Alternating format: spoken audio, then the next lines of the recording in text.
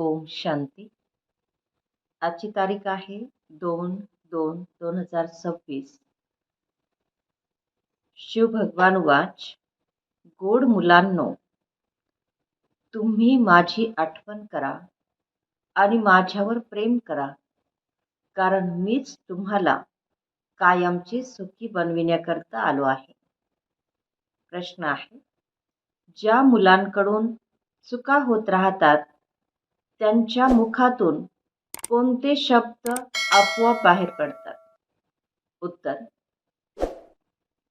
नशिबात जे असेल ते मिळेल. स्वर्गामध्ये तर जाणारच आहे. बाबा म्हणतात, हे शब्द पुरुषार्थी मुलांचे नाहीत. उच्च पद मिळविण्याचाच पुरुषार्थ करायचा आहे. उच्च पद देण्यासाठी जर का बाबा आलेले आहेत तर मग चुका करू नका. गीत आहे, बचपन के दिन भुला न देना. म्हणजे ज्ञानात आल्यानंतर आपलं जे ईश्वरीय बालपण आहे ते विसरू नका. बाबा म्हणतात, ओम शांती. गोड गोड रुहानी मुलांनी गीताच्या ओळीचा अर्थ समजून घेतला. तुम्ही आता जिवंतपणी बेहदच्या पित्याचे बनले आहात. सारा कल्प तर हदच्या पित्याचे बनले आहात. आता फक्त तुम्ही ब्राह्मण मुलेच बेहदच्या पित्याचे बनले आहात. तर तुम्ही जाणतात की बेहदच्या पित्याकडून आपण बेहदचा वारसा घेत आहोत. जर बाबांचा हात सोडला तर वारसा मिळू शकणार नाही. भले तुम्ही समजावून सांगतात, परंतु थोडक्यात कुणीही समजत नाही. मनुष्याला धन हवे असते, धनाशिवाय सुख असू शकत नाही. धनही पाहिजे, शांती देखील पाहिजे, निरोगी काया देखील पाहिजे. तुम्ही मुलेच जाणतात की दुनियेमध्ये आज काय आहे आणि उद्या काय होणार आहे. तुम्ही मुले समजतात की कधीही युद्ध होऊ शकते. थोडीशी ठिणगी पडली तरी सुद्धा विस्फोट होण्यासाठी वेळ लागणार नाही. मुले जाणतात की ही जुनी दुनिया नष्ट झाली की झाली. म्हणूनच तर आता लवकरात लवकर बाबांकडून वारसा घ्यायचा आहे. बाबांची सदैव आठवण करत राहाल तर खूप हर्षित राहाल. देह अभिमानामध्ये आल्यामुळे बाबांना विसरून दुःख घेतात. दुःख घेतात म्हणजे काय? तर बाबा सांगतात की एक आहे दुःख देणं आणि दुसरं आहे दुःख घेणं. तर दुसऱ्यांना दुःख तर मुले देत नाहीत, परंतु ज्या वेळेला बाबांची आठवण विसरतो त्यावेळेला कुणी जर आपल्याला दुःख दिलं तर आपल्याला त्याचं वाईट वाटतं, आपण मनाला लावून घेतो.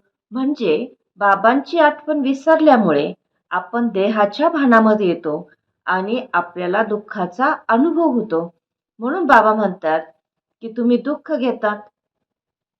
जितकी बाबांची आठवण कराल तेवढे बेहदच्या पित्याकडून सुख घ्याल. तुम्ही इथे आलाच आहात असे लक्ष्मी नारायण बनण्यासाठी. राजा राणीचे नोकर चाकर किंवा प्रजेचे नोकर चाकर तर बनायचं नाही ना.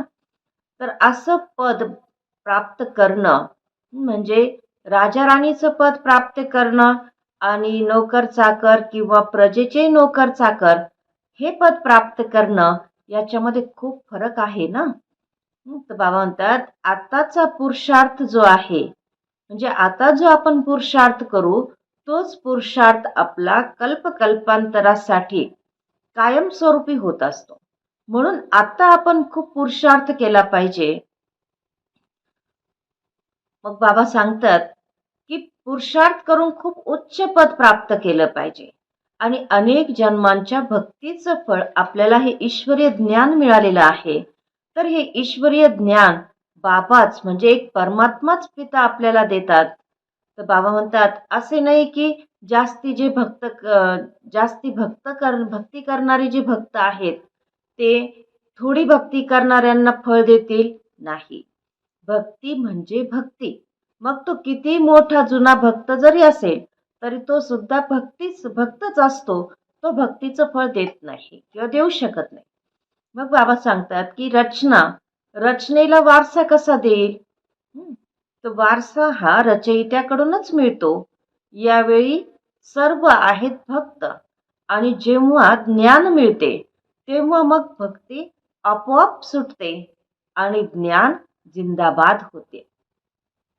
ज्ञानाशिवाय सद्गती कशी होणार? म्हणूनच म्हटलं जातं ना, ज्ञानाशिवाय सद्गती नाही. असं कधी म्हटलं जात नाही की भक्तीशिवाय सद्गती नाही, ज्ञानाशिवाय सद्गती नाही.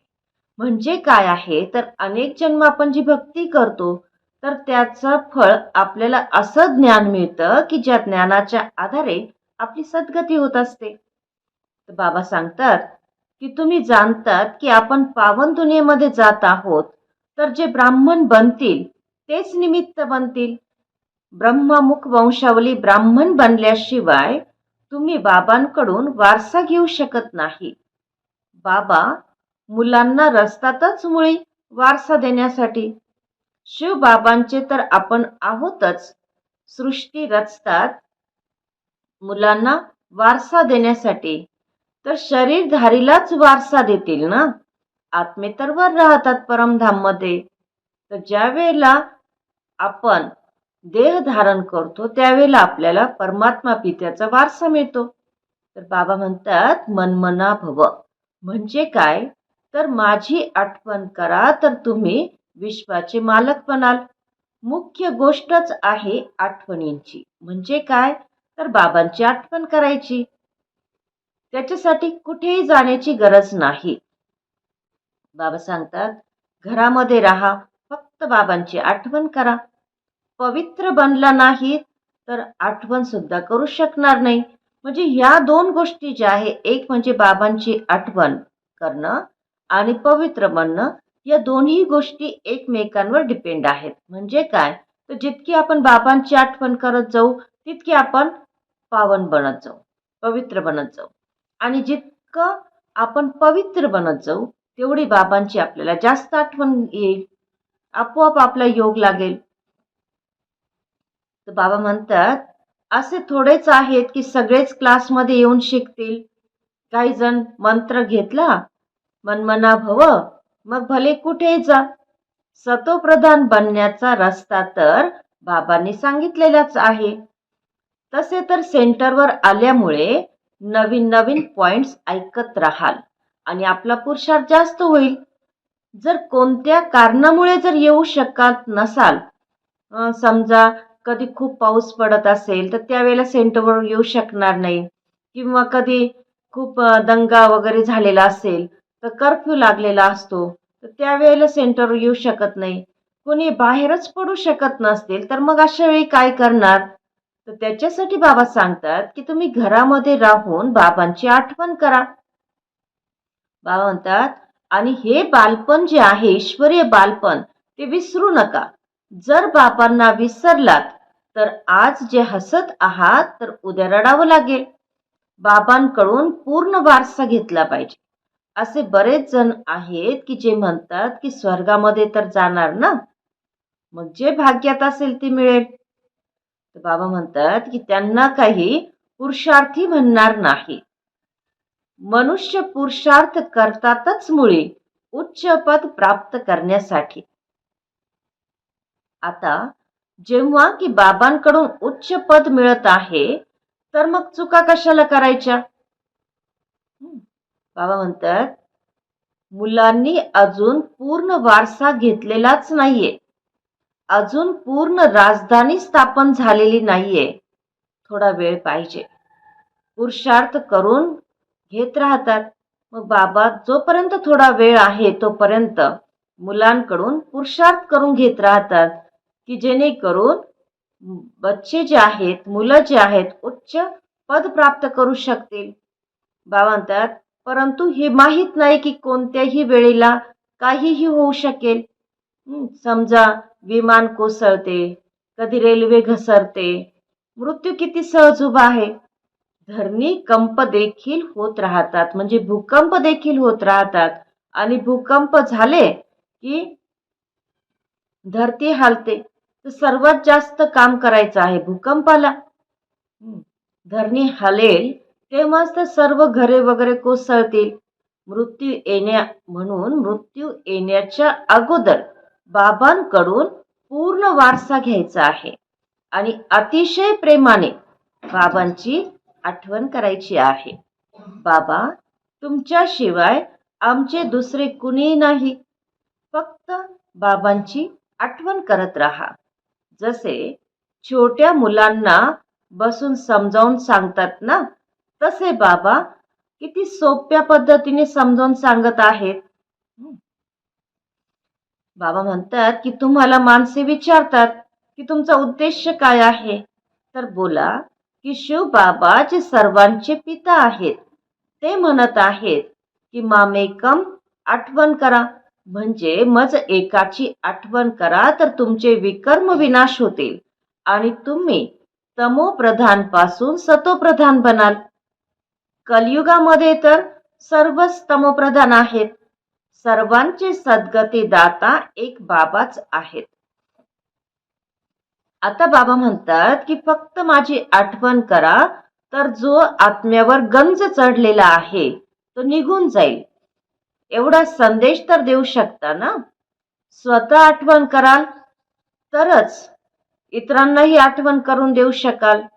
बाबा समजावून सांगत आहेत की कुठेही असाल तर जितके शक्य असेल तितके फक्त माझी आठवण करा आणि जो भेटेल त्याला हीच शिकवण द्या की मृत्यू समोर उभा आहे. बाबा म्हणतात की तुम्ही सर्व तमोप्रधान पतित बनला आहात. आता माझी आठवण करा, पवित्र बना. आत्माच पतित बनली आहे. सतयुगामध्ये असतेच पावन आत्मा. तर बाबा म्हणतात की आठवणीद्वारेच आत्मा पावन बनेल, दुसरा कोणताही उपाय नाही. मग बाबा सांगतात की वृद्ध माता देखील सेवा करू शकतात. मुख्य गोष्टच आहे की माझी आठवण करा. ही गोष्ट सर्वांना खूप आवडेल. जास्त बोलण्याची गरजच नाही. फक्त बाबांचा संदेश द्यायचा आहे की बाबा म्हणतात माझी आठवण करा. अच्छा, गोड गोड खूप खूप वर्षांनंतर भेटलेल्या मुलांप्रती मातपिता बापदादांची प्रेमपूर्वक आठवण आणि सुप्रभात. आत्मिक पित्याचा आत्मिक मुलांना नमस्ते आणि आम्ही आत्मिक मुलांचा आत्मिक मातपिता बापदादांना प्रेमपूर्वक आठवण, सुप्रभात आणि नमस्ते. धारणेसाठी मुख्य सारांश आहे. पहिला पॉइंट आहे, आनंदात राहण्यासाठी आठवणीची मेहनत करायची आहे. आठवणीचे बळ आत्म्याला सतोप्रधान बनवणारे आहे. प्रेमाने एक बाबांची आठवण करायची आहे. दुसरा पॉइंट आहे, उच्च पद प्राप्त करण्यासाठी अभ्यासावर पूर्णपणे लक्ष द्यायचे आहे. असे नाही की जे नशिबामध्ये असेल. चुका करणे सोडून पूर्ण वारशाचे अधिकारी बनायचे आहे. आजचं वरदान आहे, हदच्या जबाबदाऱ्यांना बेहदमध्ये परिवर्तन करणारे स्मृती स्वरूप नष्टो मोहा भव. हदच्या जबाबदाऱ्यांना बेहदमध्ये परिवर्तन करणारे स्मृती स्वरूप नष्टो मोहा भव. बाबा सांगतात, नष्टो मोहा बनण्यासाठी फक्त आपल्या स्मृती स्वरूपाला परिवर्तन करा. मोह तेव्हा होतो जेव्हा ही स्मृती असते की आपण गृहस्थी आहोत, आमचे घर आहे, आमचे नातेवाईक आहेत. आता या हदच्या जबाबदारीला बेहदच्या जबाबदारीमध्ये परिवर्तन करा. बेहदची जबाबदारी निभावाल तर हदची जबाबदारी आपोआप पूर्ण होईल. परंतु जर बेहदच्या जबाबदारीला विसरून फक्त हद्दची जबाबदारी निभावत असाल तर त्याने अजूनच बिघडवून टाकतात. कारण ते कर्तव्य मोह उत्पन्न करते. म्हणून आपल्या स्मृती स्वरूपाला परिवर्तन करून नष्टमोहा बना. आजचा सुविचार आहे, अशी वेगाने झेप घ्या जेणेकरून गोष्टीरूपी ढग सेकंदामध्ये क्रॉस होतील. आजचा अव्यक्त इशारा आहे, एकता आणि विश्वासाच्या विशेषतेद्वारे सफलता संपन्न बना. बाबा सांगतात, कधीही कार्याच्या सफलतेच्या दोन श्रेष्ठ भुजा आहेत. एक म्हणजे आपसातील विश्वास आणि दुसरा एकता.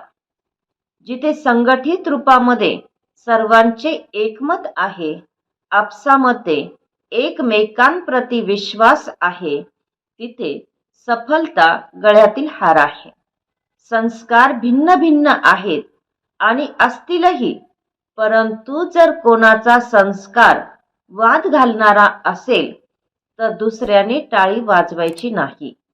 प्रत्येकाने स्वतःला चेंज करावे, तेव्हाच एकता कायम राहू शकते.